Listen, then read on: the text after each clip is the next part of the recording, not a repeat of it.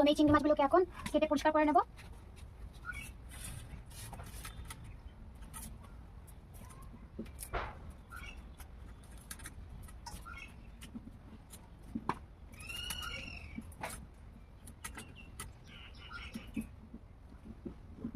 দাদা এখানে চিংড়ি মাছের মালাইকারি করার জন্য যে নারকেলটা লাগবে দাদা এখানে ছুলে দিচ্ছে আমাকে।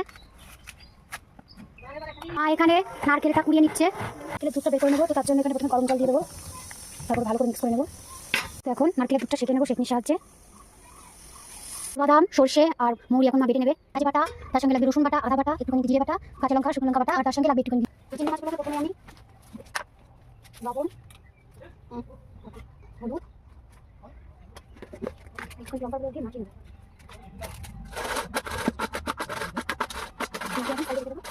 আগে দিয়ে রাখা হয়েছে, তো শুকিয়ে আছে, এখন ভেজে নেবো।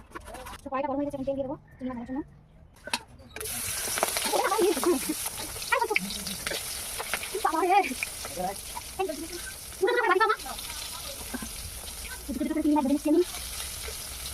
হালকা করে ভেজে নেবো।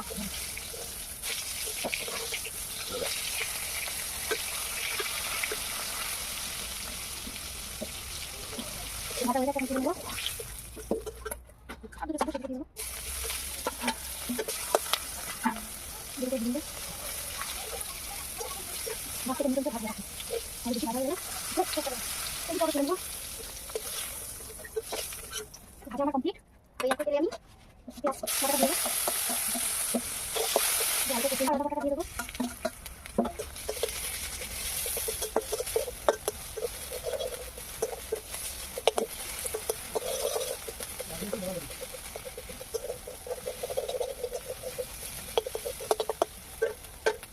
হালকা করে ভেজে নেওয়ার পর এবার আমি জিরে বাটা, লঙ্কা বাটা, তার সঙ্গে কাঁচা বাদাম, মরিচ পেস্ট করে রেখেছিলাম সেটা সেটা দিলাম।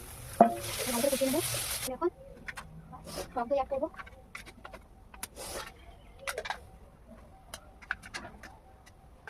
ভালো করে মিক্স করবো। আবার ভালো করে কষাবো। আমার মতন লবণ একটু ঘুরিয়ে দেবো। কত সুন্দর করে কষানো গেছে, এখানে তেলটা ছেড়ে দিয়েছে। জল দিয়ে দেবো। নারকেলের দুধটা দিয়ে দেবো। হালকা করে ফুটে গেলে তারপর আমি চিনি হালকা করে ফুটিয়ে নেবো।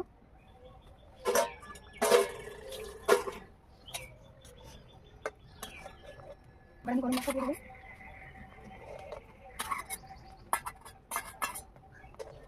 তো রান্না হয়ে গেছে, এখন আমি নামিয়ে নেবো।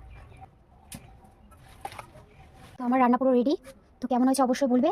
তো ভিডিওটি ভালো লাগলে অবশ্যই লাইক কমেন্ট শেয়ার করে দেবেন। আবার নতুন কোনো ভিডিওর সঙ্গে দেখা হবে। ততক্ষণ সবাই ভালো থাকবেন। আর হ্যাঁ,